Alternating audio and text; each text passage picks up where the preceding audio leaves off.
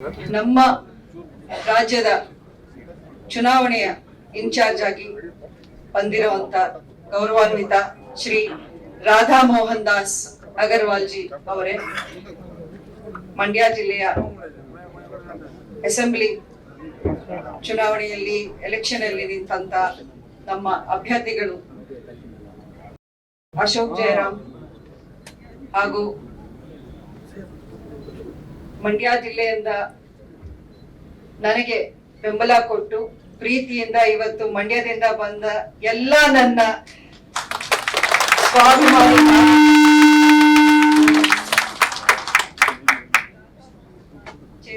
ಚೇತನ್ ಗೌಡ ಹಾಗೂ ಎಲ್ಲ ಗಣ್ಯರಿಗೂ ಎಲ್ಲ ಸದಸ್ಯರಿಗೂ ನನ್ನ ಆತ್ಮೀಯ ನಮಸ್ಕಾರಗಳನ್ನ ಮೊದಲನೇದಾಗಿ ತಿಳಿಸುತ್ತೇನೆ. ಇವತ್ತಿನ ದಿನ ನನ್ನ ರಾಜಕೀಯ ಜೀವನದಲ್ಲಿ ಒಂದು ಮಹತ್ವ ಪಡ್ಕೊಂಡಿರುವಂತ ಸುದಿನ ಅಂತ ನಾನು ಭಾವಿಸ್ತೀನಿ. 5 ವರ್ಷಗಳ ಹಿಂದೆ ಒಂದು ಐತಿಹಾಸಿಕ ಗೆಲುವು ನನ್ನ ಕ್ಷೇತ್ರವಾದ ಮಂಡ್ಯದಲ್ಲಿ ನನಗೆ ಸಿಕ್ಕಿತ್ತು. ಆ ಚುನಾವಣೆ, ಆ ಸಂದರ್ಭ ಅದು ನಿಜಕ್ಕೂ ಎಂದೆಂದು ಮರೆಯುವಂಥದ್ದಿಲ್ಲ.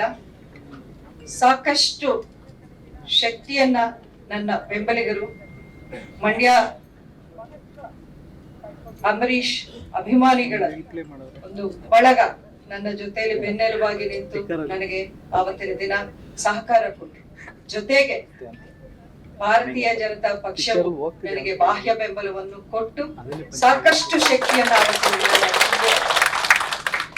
ಸನ್ಮಾನ್ಯ ಪ್ರಧಾನಮಂತ್ರಿ ಶ್ರೀ ನರೇಂದ್ರ ಮೋದಿ ಅವರು 5 ವರ್ಷದ ಹಿಂದೆ ಮೈಸೂರಿಗೆ ಬಂದ ಸಂದರ್ಭದಲ್ಲಿ ಆವತ್ತಿನ ದಿನ ನಾನು ಪಕ್ಷದಲ್ಲಿ ಇರ್ಲಿಲ್ಲ, ಒಬ್ಬ ಪಕ್ಷೇತರ ಅಭ್ಯರ್ಥಿಯಾಗಿ ನಾನು ಸ್ಪರ್ಧೆ ಮಾಡುತ್ತಿದ್ದೀನಿ.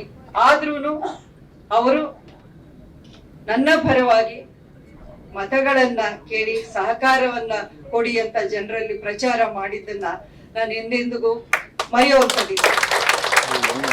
ಅಂಬರೀಷ್ ಅವ್ರಿಗೂ ಆವತ್ತಿನ ದಿನ ಅವ್ರು ಸಲ್ಲಿಸಿರುವಂತ ಗೌರವ ಅವರ ಅಭಿಮಾನಿಗಳೆಲ್ಲರೂ ಇವತ್ತಿಗೂ ನೆನಪಿಟ್ಕೊಂಡಿದ್ದಾರೆ. ಅಷ್ಟೇ ಅಲ್ಲ, ಈ ಒಂದು 5 ವರ್ಷಗಳ ಪ್ರಯಾಣ ನಂದು ಪಾರ್ಲಿಮೆಂಟ್ ಅಲ್ಲಿ ನಾನು ಕಲ್ತಿದ್ದೀನಿ, ಸಾಕಷ್ಟು ಅನುಭವ ನನಗೂ ಆಗಿದೆ. ಜನ ಪ್ರತಿದಿನ ಟೈಮ್ ಸರಿಯಾಗಿ ಊಟ ಮಾಡ್ತಾರೋ ಬಿಡ್ತಾರೋ, ಆದ್ರೆ ಪೊಲಿಟಿಕಲ್ ಟ್ರೆಂಡ್ ಏನಿದೆ ಅಂತ ಪ್ರತಿದಿನ ಪ್ರತಿ ಕ್ಷಣ ಕಾಯ್ತಿರ್ತಾರೆ.